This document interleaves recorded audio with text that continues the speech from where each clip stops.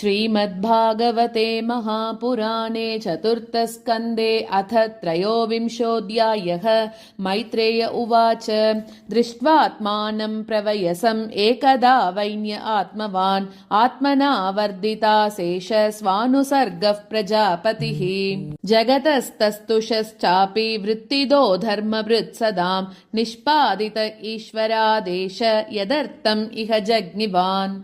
आत्मजेषु आत्मजाम्यस्य विरहाद्रुदतीम् इव प्रजासु विमनस्वेकः सदा रोगात् तपोवनम्। तत्रापि अदाप्य नियमः वैकानससु सम्मते आरब्ध उग्रतपसि यथा स्वविजये पुरा। कन्दमूलफलाहारः शुष्कपर्णाशनः क्वचित् अभक्ष कतिचित् भक्षान् वायुभक्षस्ततः परम्। ग्रीष्मे पञ्चतपावीरः वर्षासु आसारशान्मुनिः आकण्ठमग्नः शिशिरे उदके स्तण्डिलेशयः। तितिक्षुर्यतवाग्धान्त ऊर्ध्वरेताजितानिलः आरिरादयिषु कृष्णम् अचरत्तप उत्तमम्। तेन क्रमानुसिद्धेन ध्वस्तकर्मामलाशयः प्राणायामे संनिरुद्ध षट्वर्गश्चिन्नबन्धनः। सनत्कुमारो भगवान् यदाह आध्यात्मिकं परं योगं तेनैव पुरुषम् अभजत् पुरुषर्षभः। भगवद्धर्मिणः साधोः श्रद्धया यततः सदा भक्तिर्भगवति ब्रह्मणि अनन्यविषयाभवत्। तस्यानया भगवतः परिकर्म शुद्ध सत्त्वात्मनस्तदनु संस्मरणानुपूर्त्या ज्ञानं विरक्तिमदभून्निशितेन येन चिच्चेद संशयपदं निजजीवकोशम्। छिन्नान्यदीरधिगतात्मगतिर्निरीहः तत्तत्यजेच्छिनदिदं वयुनेन येन तावन्न योगगतिभिर्यतिरप्रमत्तो यावद्गदाग्रजगतासुरतिं न कुर्यात्। एवं सवीरप्रवरः संयोज्यात्मानमात्मनि ब्रह्मभूतो दृढं काले तत्याजस्वं कलेवरम्। सम्पीड्य पायुं पार्ष्णिभ्यां वायुमुत्सारयन् शनैः नाभ्यां कोष्ठेषु अवस्थाप्य हृदुरः कण्ठशीर्षनि। उत्सर्पयं स्तुतं मूर्ध्नि क्रमेणावेश्य निःस्पृहः वायुं वायौ क्षितौ कायं तेजस्तेजसि अयूयुजत्।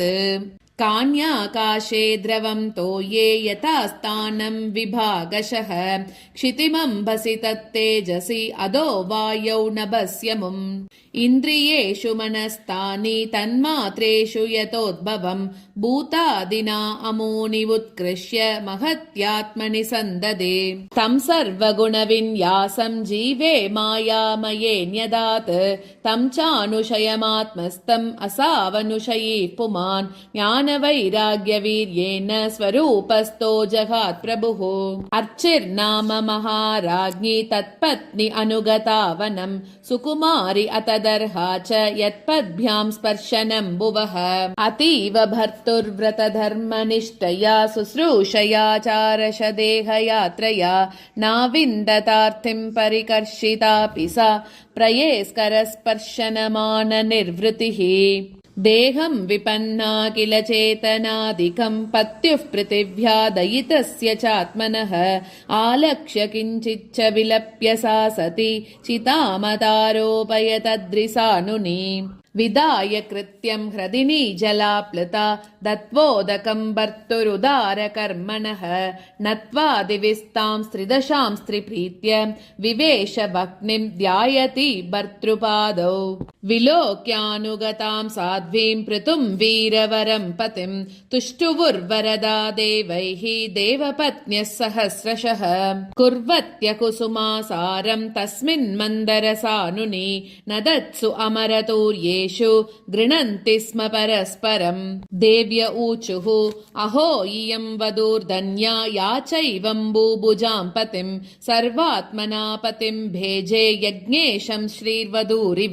सैषा नूनं व्रजत्यूर्ध्वम् अनुवैन्यं पतिं सति पश्यतास्मान् अतीत्यर्चिः दुर्विभाव्येन कर्मणाः। तेषां दुरापं किं तु अन्यत् मर्त्यानां भगवत्पदम् भुवि लोलायुषो ये वै नैष्कर्म्यं साधयन्ति उत स वञ्चितो बदात्मदृक् कृच्छ्रेण महता भुवि लब्ध्वापवर्ग्यं मानुष्यं विषयेषु विषज्जते मैत्रेय उवाच स्तुवतीषु अमरस्त्रीषु पतिलोकं गता वधूः यं वा आत्मविदां दुर्यः वैन्यः प्राप अच्युताशयः इत्थं भूतानुभावोऽसौ पृथुः स भगवत्तमः कीर्तितं तस्य चरितम् उद्धाम चरितस्य ते य इदं सुमहत् पुण्यं श्रद्धया वहितः पठेत् श्रावयेत् शृणुयात् वापि सप्रतो पदवीं इयात्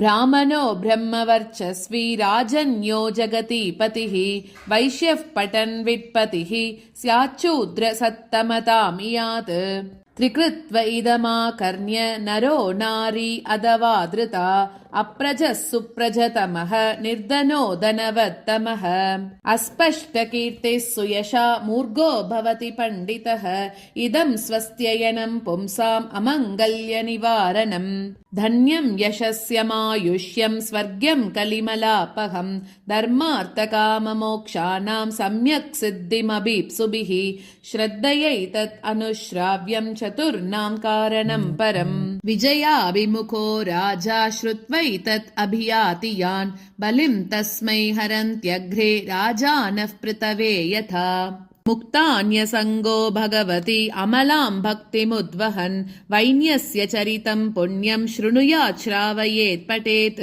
वैचित्रवीर्याभिहितं महन्माहात्म्यसूचकम् अस्मिन् कृतमतिर्मर्त्यः पार्थवीं गतिमाप्नुयात् अनुदिनम् इदमादरेण शृण्वन् पृथुचरितं प्रतयन् विमुक्तसङ्गः भगवति भवसिन्धुपोतपादे स च निपुणां लभते रतिं मनुष्यः इति श्रीमद्भागवते महापुराणे पारमहंस्यां संहितायां चतुर्थस्कन्धे 23 अध्यायः।